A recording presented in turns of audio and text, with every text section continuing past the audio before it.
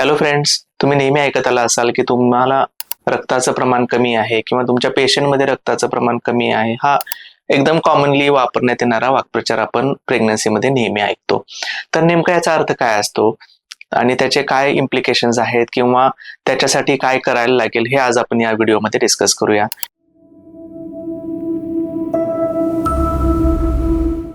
Me doctor Pritam Sulakhe from Nucleus IVF Pune.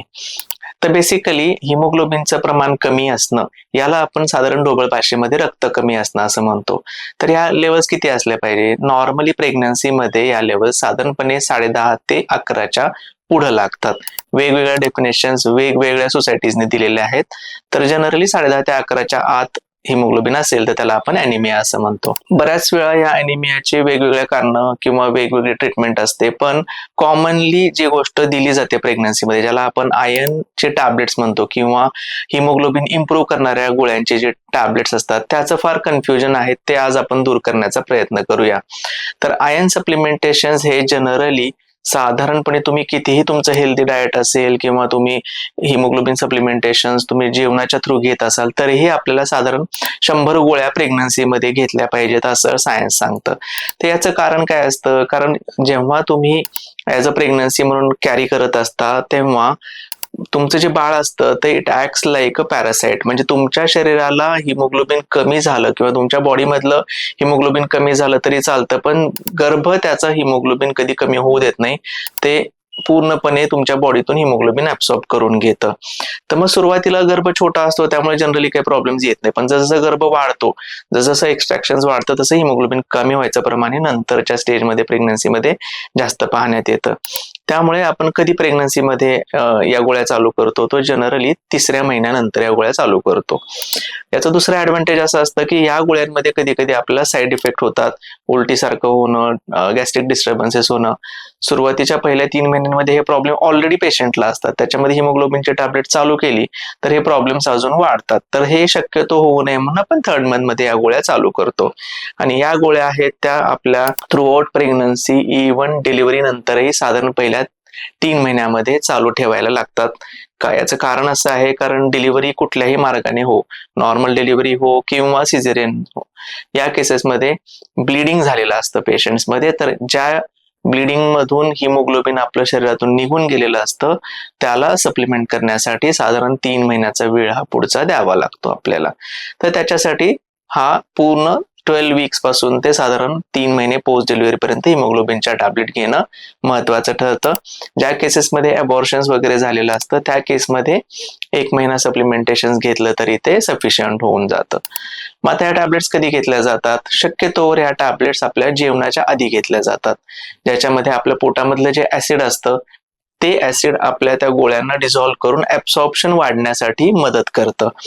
त्यामुळे या गोळ्या आपण शक्यतो संध्याकाळच्या वेळेला 4 ते 6च्या दरम्यान घ्यायला सांगतो.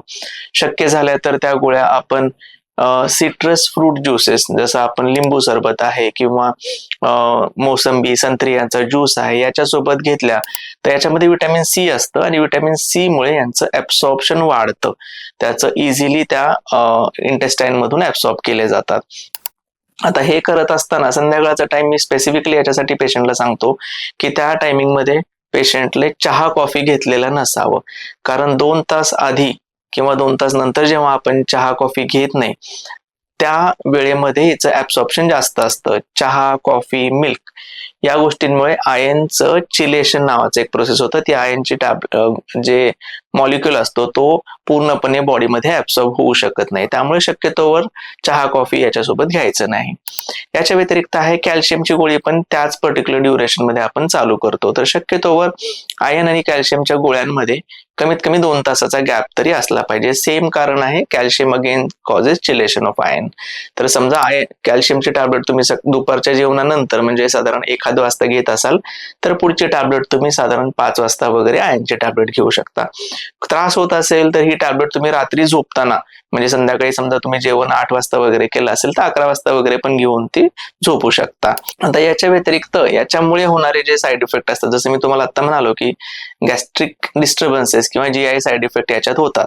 तर जीआय साईड इफेक्ट टाळण्यासाठी भरपूर पाणी पिणे किंवा जेवणामध्ये फायबरचं प्रमाण वाढवणे, मील्स मधलं जे फ्रिक्वेंट फीड म्हणतो आपण त्याला, आपण नॉर्मल 3 ते 4 वेळा जेवण्याच्या ऐवजी 6 वेळा थोडं थोडं खाणे, मॉलिक्यूल असतो आयनचा तो चेंज करून पाहणे किंवा ब्रँड नेम चेंज करून पाहणे. फेरस हा जो प्रकार आहे तो मोर ऑफ ऍब्सॉर्ब होतो दॅन फेरिक कॉम्पोनंट. मग त्याच्यामध्ये तुम्ही फेरक एस्कॉर्बेट आहे, फेरस फ्युमॅरेट आहे, हे वेगवेगळे कॉम्बिनेशन आपण करून बघू शकतो.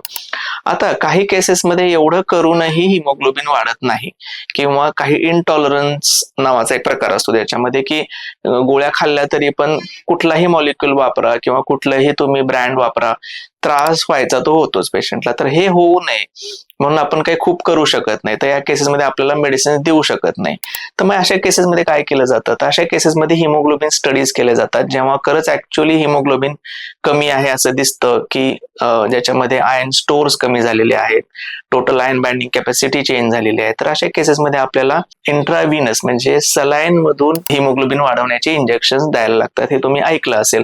शक्यतोवर हे जे इंजेक्शन्स आहेत ते प्रेफर केले जातात over intramuscular injections. Intramuscular injections हे थोडे पेनफुल असतात आणि त्याच्याने स्टेनिंग होऊ शकतं, डाग पडू शकतात आपल्या स्किनवर, त्याच्यामुळे ते शक्यतो टाळायचे.